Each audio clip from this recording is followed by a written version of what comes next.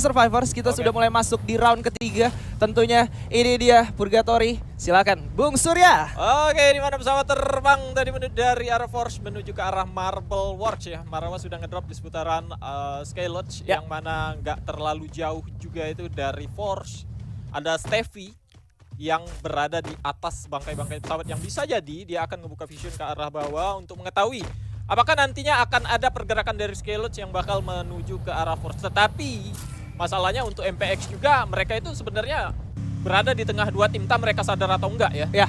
Karena ada Jet Capital yang bisa saja bakal langsung menuju ke arah mereka, tapi itu beresiko yang mana lootingan di posisinya Jet Capital, Sugar Baby itu enggak siap lah aku rasa untuk melakukan war. Untuk melakukan war ya, karena memang agak sedikit dihempit juga dan campsite ini merupakan salah satu tempat yang sebenarnya bukan menjadi tujuan utama untuk melakukan looting ya, tapi merupakan checkpoint biasanya untuk mengambil upgrade vest di sana atau medkit yang tersisa. Tapi dari Bigetron sendiri mereka cukup berdekatan di daerah selatan, satu orang udah pakai tuk-tuknya, berdekatan dengan teman-teman dari Obes. Dan kalau kita lihat pergerakannya lebih menuju ke Fire Brigade, di mana tadi Bigetron Lux sendiri berhasil finish di posisi kedua. Ini menjadi satu kabar yang kurang baik tentunya untuk teman-teman EVOS Luna, karena di game pertama mereka bisa dapetin Buyah, di game kedua mereka bisa dapetin posisi kedua. Ya, untuk 2 round pertama Bigetron Lux ya satu-satunya tim yang masih konsisten lah gitu ya. Dan aku rasa dengan melihat 2 round itu tadi dan gaya permainan mereka saat ini di awal round ketiga, aku rasa masih bisa mereka pertahankan mungkin di top 3 untuk di round ketiga ini. Karena kalau mereka mau egois aja, tadi kan mereka harusnya tahu tuh di Lambermill tuh ada tim lain juga yang bisa saja kalau mereka sudah ke boosting mentalnya, kita habis Buya, kita habis dapat rank 2 gitu. Kita lawan aja nih siapa nih gitu. Tapi mereka mainnya sabar, nggak egois kayak gitu. Mereka ya perlu menerapkan strategi-strategi mungkin yang sudah diberikan oleh seorang AK. Oke, betul. Atau mungkin dari mereka juga memang tahu kapan harus seperti itu, dan mereka tahu juga potensi dari skill dari masing-masing player yang mereka miliki, apakah cocok untuk bermain early atau enggak, atributnya bisa dimasukin early atau enggak. Tapi kali ini Jet Capital Sugar Baby seperti yang sudah Bung Surya sebutkan, mereka harusnya tidak terlalu siap, terbukti mereka nggak punya glue wall, mereka cuma punya satu medkit aja. Dan tadi kalau gue nggak salah di belakang masih ada upgrade vest dan gak dipakai sama sekali sama seorang Leona. Ya, entah kenapa, atau mungkin ada temannya di belakang mau pakai, tapi enggak juga ya, mereka tinggalin ya. Apalagi jawabannya kalau nggak takut dihajar, takut dikejar, apalagi takut dikomit ya? Iya, takut dikomit oleh tim yang berada di atas yang merasa sudah nih posisi kita ada di atas, setidaknya kita lebih tinggi lah untuk ngelihat ke arah bawah tuh. Ada sesuatu yang terjadi kali ini nampaknya dari MPX atau Madura Prime. X-Acier ini harusnya bentar lagi mereka ngelihat ke arah Jet Capital nih. Ya, harusnya kelihatan. Ada lost connection ya. Wow, dan ini akan menjadi free kill nih, Bang. Ya, kenapa itu 1-2 orang harus berhasil tiba-tiba dan menjadi makanan gratis bagi Steffi dan kawan-kawan. Wow, ini sangat disayangkan ya. Tadi udah aman, lari ke belakang itu harusnya nggak kekejar juga, tapi karena memang nggak tahu kenapa, mungkin wifi-nya atau apa gitu ya, dia harus benar-benar dieliminasi di posisi ke-12, dan kali ini MPX Asia berhasil mendapatkan 4 poin eliminasi. Ya, sayang sekali itu, gimana ya, mereka sudah berusaha untuk kabur dan aku rasa kalau nggak terjadi hal itu mereka nggak bakal tereliminasi. Udah selamat harusnya. Nah, ini adalah contoh nih, jadi pelajaran juga untuk semua tim gitu loh, bahwasanya kalian itu bermain di lokasi masing-masing itu harus benar-benar disiapkan, bukan hanya strategi mental si player itu sendiri, dari device, dari fitur-fitur lain kayak internet itu yang kadang ya kita tidak terduga kejadian apapun akan terjadi. Betul sekali. Tapi sementara itu kita tahan sebentar Bung Surya, karena kali ini Iko Natsuka bakal kedatangan tamu baru, di mana teman-teman Void yang baru saja melakukan rotasi menggunakan satu vehicle-nya bakal coba untuk omit ke arah depan. Vira sudah mulai masuk dengan menggunakan double vectornya kali ini Bung Surya. Ya, dimana kalau sadar ya, kalau masing-masing tim sudah mengevaluasi hasil dari round 1 round 2, mereka harusnya tahu siapa yang sedang dihadapi. Bagi tim Iko,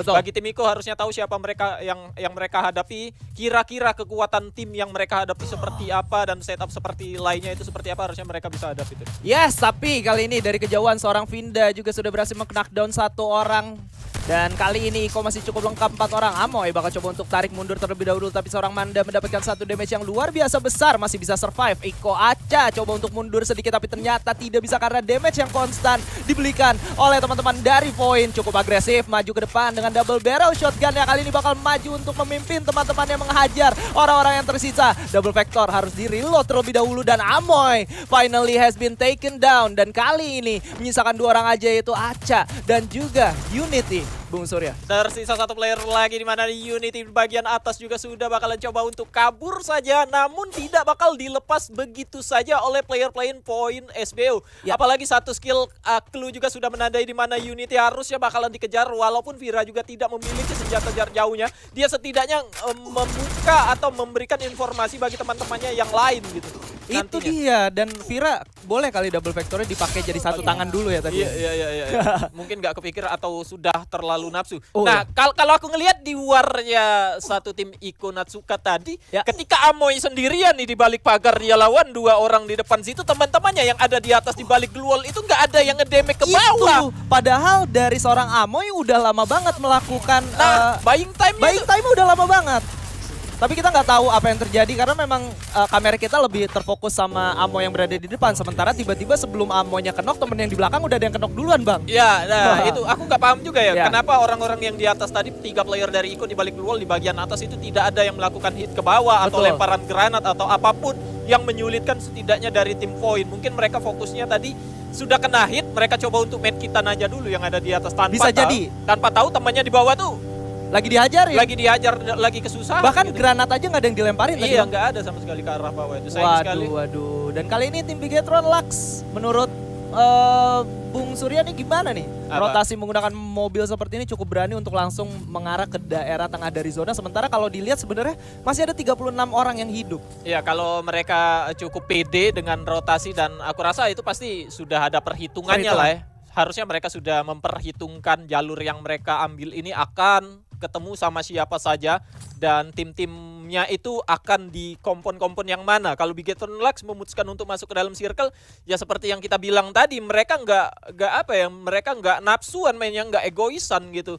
Yang mana dia lebih memilih untuk mengamankan objektif dia zona aja dulu daripada dia harus melakukan war. Kalau nggak, EVOS tadi mungkin bakal dihajar dia juga. Namun di sini kita pantau dulu aja di mana Indri harus menjatuhkan 1 orang juga dari tim Dev Nation, yang lagi-lagi Dev Nation bukan hari terbaiknya di 2 round yang sudah dimainkan tadi.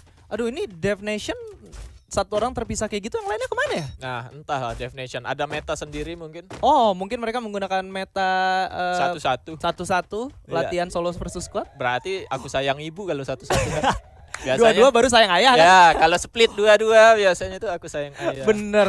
3-3 sayang adik kakak ya. Nggak bisa juga kan orang 6 gitu loh. Betul juga, 3 sih nggak bisa ya. Iya, kebanyakan berarti. Tapi kalau kita lihat Madura Prime ini, mereka setelah dapetin Jet Capital Sugar Baby yang berada di campsite, mereka langsung straight menuju ke daerah Pulau Selatan. Langsung masuk ke Fire Brigade dan juga Central, akhirnya bisa mendapatkan 5 poin eliminasi, 4-nya dari Jet Capital Sugar Baby, 1-nya dari Dev Nation. Dan EVOS Aleta lagi dan lagi. Lah, kalau dilihat itu Dev Nation ada yang di Brazil berarti ya? Ya, ini di sini. Ini berada di atas jembatan juga, berhadapan dengan player-player dari tim EVOS, yang mana EVOS juga gimana ya ngomongin tim ini? Sudahlah gitu loh. Lepas aja lah, ampun sekali lo ngomongin tim ini. Ampun, dan kali ini Nune juga bakal coba untuk melakukan rush ke arah depan, di mana granat sudah mulai dibakar oleh seorang Merch, dilemparkan ke arah depan seorang CC, bakal coba untuk bertahan, tapi nampaknya 2 gedoran dari 2 tim, 2 orang EVOS Luna maksud gua tidak cukup kuat untuk menahan damage ya, dan itu dia Dev Nation. Wah, gimana Bang tanggapan Lesti? Kalau Lesti sih nggak tahu ya. Tapi kalau menurut aku Dev Nation ya, kalau mungkin selama ini sudah mereka terapkan strategi entah apapun itu gaya main mereka di setiap round, setiap harinya, dan hasilnya belum berhasil gitu. Belum maksimal. Ya belum maksimal ya, maksud aku ya udah gitu, ubah aja dulu gaya mainnya seperti apa. Misal kalau memang kalian memutuskan ngedrop di tengah, ya udah ngedrop di tengah itu minimalisir rotasi. Betul. Mereka itu tereliminasinya kebanyakan di jalur-jalur ketika lagi rotasi ke gitu, zona selanjutnya. Iya, ke zona-zona selanjutnya. Betul. Gitu. Kenapa nggak coba main di satu kompon, main aman aja dulu gitu. Kalau memang zonanya nggak ada di situ, ya udah barulah gerak gitu loh. Tapi aku kayak ngelihat teman-teman dari Dev Nation ini kayak ragu-ragu bang. Mereka ketika ketemu sama musuh itu, aku nggak pernah kayak mereka yang agresif duluan. ya, Mereka lebih memilih untuk nunggu musuhnya datang. Mungkin hal ini juga bisa dicoba dirubah juga ya. ya kalau memang nggak mau ngelawan ya sudah semuanya itu komit. Kalau nggak mau lawan jangan lawan semua. Nah mungkin yang kita lihat tadi satu player itu mau coba nahan di atas jembatan. Biar lama dan bisa ngebuat yang satunya lari ya. Iya, tetapi nggak, ternyata dia nggak satu damage pun nggak, kayaknya nggak masuk ke EVOS juga, nggak bisa nahan EVOS lama-lama di atas itu. Betul. Sehingga temannya yang ada di bawah jembatan juga ketahuan dan akhirnya ya mereka tereliminasi juga.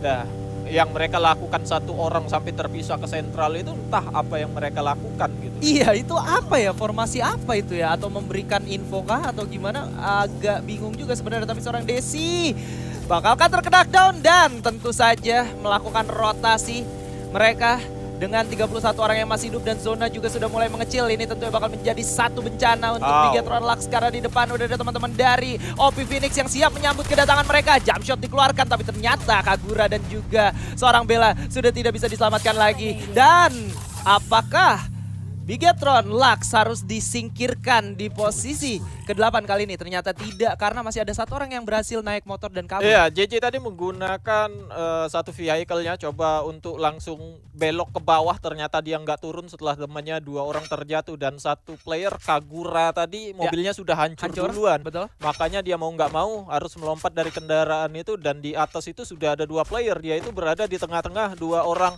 dari tim musuh. Ya memang sulit bagi Kagura sendirian, apalagi biasanya player turun dari vehicle itu ditungguin nih. Udah pasti, aimnya langsung ya. Iya, ditungguin. Kau turun langsung kuhajar aja gitu loh. Dan memang nggak bisa ngapa-ngapain lagi.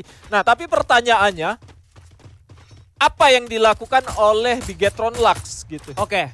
Dengan vehicle-nya itu apa maksud mereka Objektifnya melakukan? apa? Iya, melakukan hal itu apa gitu? Jadi kalau kita lihat sebenarnya mereka itu sempat lewat Brasilia dan ngedrop di dekat rumah Tayo ya. Ya. Yang di Brazil mereka nahan di sana. Zona selanjutnya ternyata nggak di pihak mereka. Mereka melakukan rotasi lagi. Cuman yang menurutku menjadi miss-nya untuk mereka adalah mereka menggunakan jalur yang sebenarnya udah bakal jelas itu orang bakal rame di sana, Pak. Oke. Mungkin salah perhitungan aja yang dilakukan oleh mereka itu. Betul. Salah perhitungan aja dan aku rasa masih bisa lah dibenahi. Cuma ya itu merugikan mereka juga. JJ-nya sisa sendiri sekarang. Yes, JJ sisa sendiri bahkan harus bermain di luar zona. Wow, sulit tuh.